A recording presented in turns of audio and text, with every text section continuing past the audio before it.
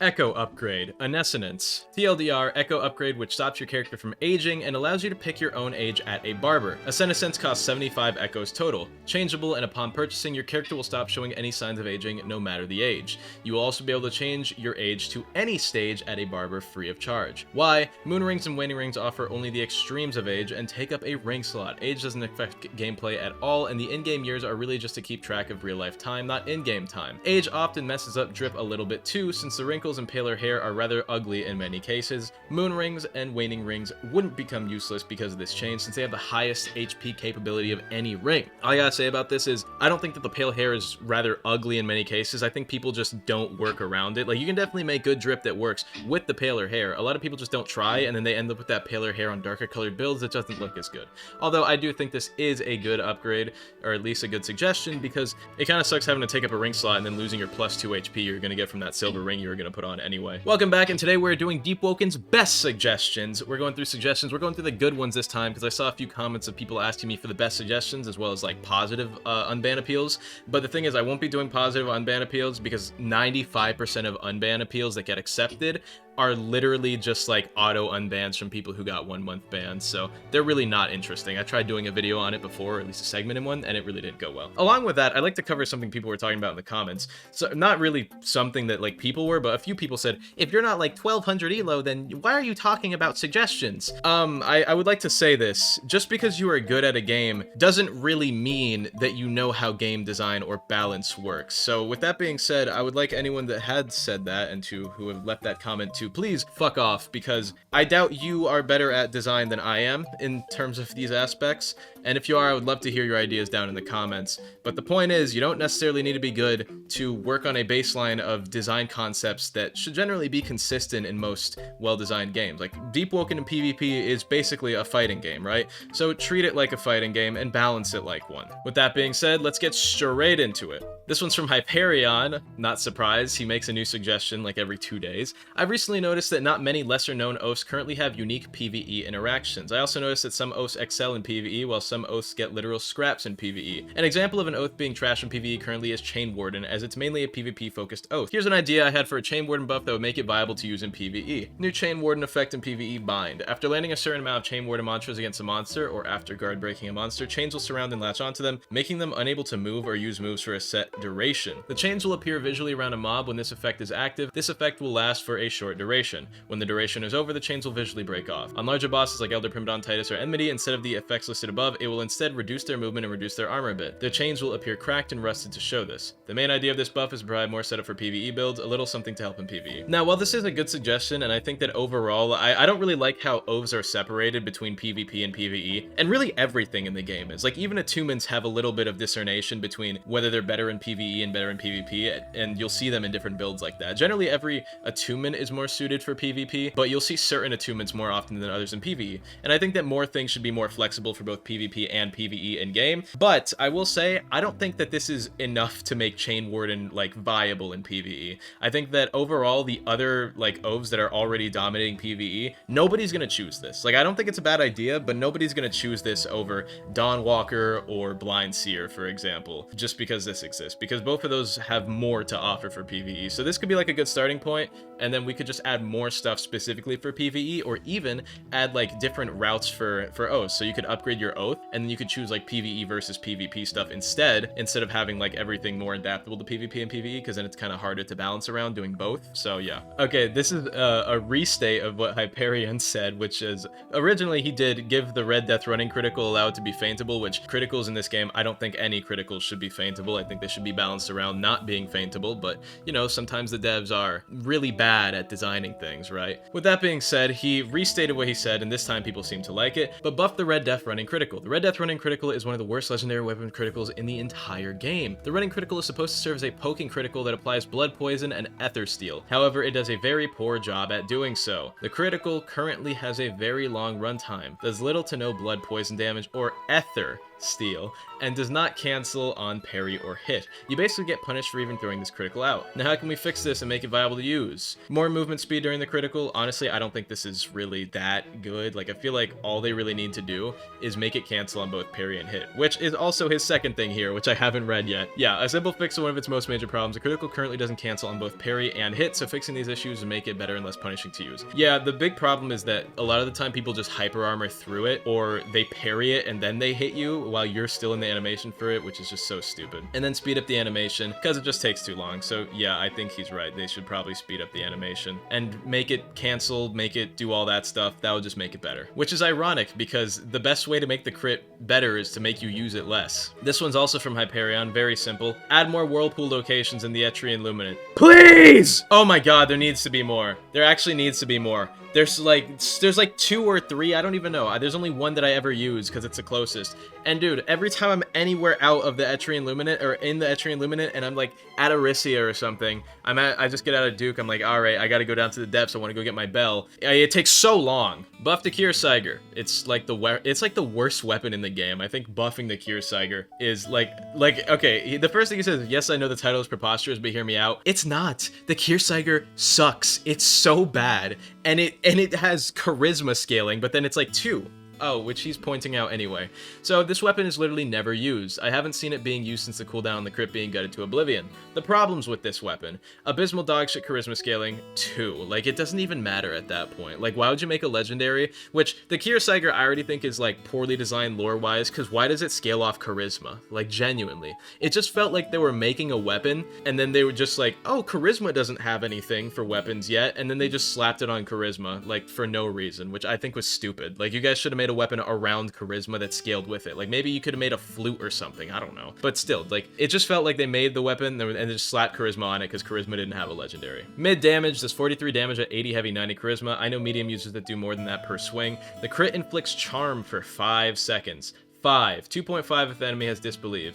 Not only that, but Theatrics trumps this charisma duration, so this effect is entirely useless. So if you have unnecessary Theatrics, then it just doesn't get you any value anyway. So I propose a little change. Up the charisma scaling, 3 to 4, and make the crit inflict charm for 10 seconds, 20 if you have lasting charisma, just like mantras. Or make the weapon enchantable, along with increasing the duration of charm like the previous choice. I don't think it needs to be enchantable, and I don't think enchantable is a good way to buff weapons, because if this weapon were enchantable, it would still be fucking garbage. So I think up the charisma scaling, and then make the crit on par with mantras as far as charm scaling and stacks last, and boom, you're good. And actually, now that I talk about it, I think that they could make the charm on this last for longer than mantras. So like, instead of 10 to 20 seconds, they can make it like 15 to 30, because it's already going to be way harder to land this crit than to land any mantras. So there might as well be some benefit in doing so in comparison to those mantras, right? Because yeah, I can land any mantra super easily if I just throw them out and spam like a mage build, but this crit is something that rarely ever lands. So why not just benefit people even more? So 15-30 seconds would be good.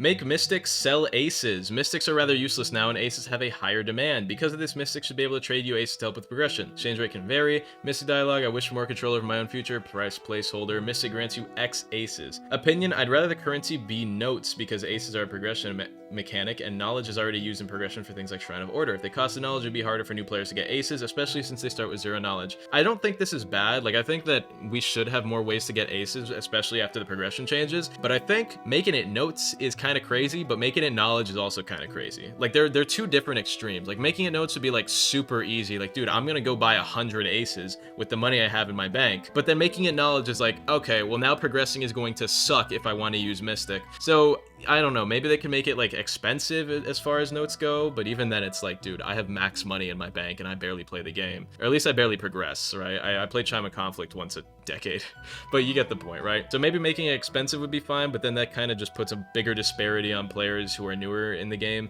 So it's weird to balance how you can buy them. Maybe you can make it like a quest, you do a quest or something, like you run jobs for him and he gives you Aces, I don't know. Echo upgrade, vanity slots. Oh my god, I would love this. I don't even need to read this. I think we all know what this is. It's really just like you equip your armor, but then you can vanity things. Now, I get it's kind of redundant actually the more I think about it, because you can smelt stuff as you normally do, and this kind of just removes the necessity for smelting, which smelting was kind of done to be like a vanity change. And I guess, like, let's read this, right?